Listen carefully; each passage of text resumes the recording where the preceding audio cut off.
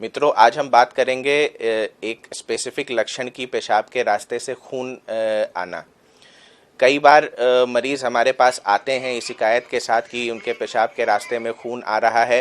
ये कभी कभी बहुत ही कम मात्रा में खून आता है, जिसमें हल्का लाल रंग लेकर के पेशाब होता है। कई बार इतना ज़्यादा खून आता है कि लगता है कि पेशाब के रास्ते से केवल खून ही आ रहा है, और साथ में खून का थक्का बनकर भी आता है। कई बार खून के थक्के के कारण पेशाब रुक जाता है, पेशाब होता नहीं है, अटक जाता है, और उसके बाद बहुत कठिनाइयों का सामना करना पड़ता है। इन सब तकलीफ़ों के कारण अक्सर लोग अपने आसपास के दुकानों में जाकर दवाइयाँ ले लेते हैं या किसी जनरल प्रैक्टिशनर को दिखा करके इलाज शुरू कर देते हैं। और कई बार देखा गया है कि 2 या 3 दिन तक पेशाब आने में खून आने के बाद वो अचानक से ख़त्म हो जाता है, और उसके बाद लोग निश्चिंत हो जाते हैं कि उन्हें कोई बीमारी नहीं है।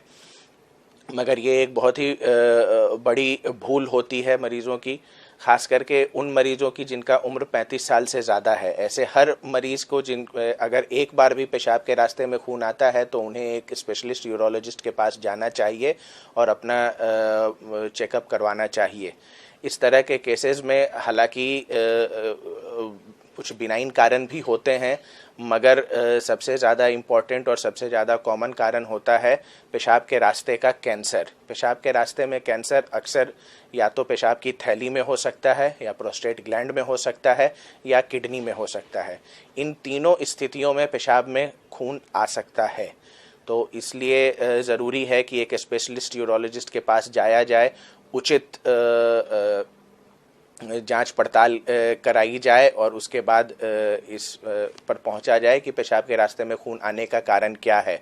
और एक बार डायग्नोसिस हो जाने के बाद उसका उचित इलाज कराना भी बहुत ही ज़रूरी है।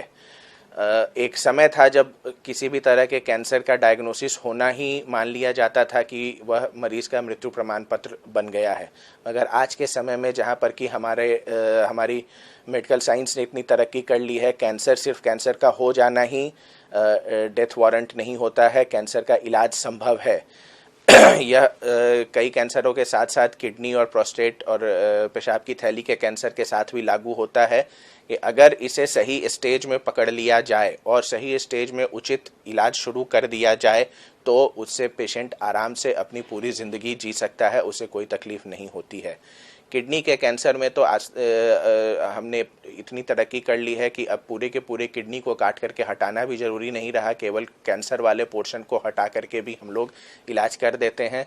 और उसके बाद न कीमोथेरेपी की ज़रूरत होती है, न रेडियोथेरेपी की ज़रूरत होती है। मरीज़ बिल्कुल पहले की तरह अपना जीवन जीता है, उसे किसी भी तरह की कोई परेशानी नहीं होती है। पेशाब की थैली के कैंसर में के साथ एक बात होती है कि ये बार बार होने की संभावना होती है। ज़्यादातर केसेस में ये लो पोटेंशियल का होता है, इसलिए उसे दूरबीन के रास्ते से ही काट करके ठीक कर दिया जाता है। लेकिन जैसा मैंने अभी कहा कि ये बार बार होने की संभावना होती है, इसके लिए हर 3 महीने 6 महीने के अंतराल पे डॉक्टर के पास जाना और उचित इलाज कराना, उचित जांच करवाना ज़रूरी होता है। और डॉक्टर की सलाह के अनुसार आगे का ट्रीटमेंट पूरा प्लान किया जाता है और उस हिसाब से हम लोग उसका इलाज करते हैं। ज़्यादा एडवांस स्टेज में होने के बाद पेशाब की थैली को पूरी तरह से हटा करके उसकी जगह पर या तो नई पेशाब का थैली बनाया जाता है, या पेट में एक रास्ता बना दिया जाता है जहाँ से कि पेशाब बाहर एक थैली में कलेक्ट होता है। तो ये सारे ऑपरेशन की सुविधा हम लोगों के यहाँ उपलब्ध है और हम लोग करते हैं, और मरीज़ ठीक होकर के हमारे यहाँ से जाते हैं।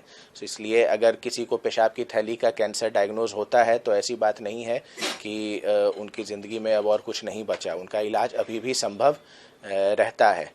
प्रोस्टेट का कैंसर भी कमोबेश उसी तरह का है, जहाँ पर कि अगर उचित स्टेज में उचित समय पर इलाज शुरू कर दिया जाता है तो आदमी प्रोस्टेट के कैंसर से नहीं मरता, अपनी पूरी ज़िंदगी जी करके ही जाता है, उसको कोई दिक्कत नहीं होती है। इलाज के बहुत सारे तरीके उपलब्ध हैं, रेडियोथेरेपी, कीमोथेरेपी से लेकर के हार्मोनल थेरेपी और फिर सर्जरी, सब कुछ उपलब्ध रहता है। सब कुछ, हर माध्यम से इसका इलाज संभव है। धन्यवाद।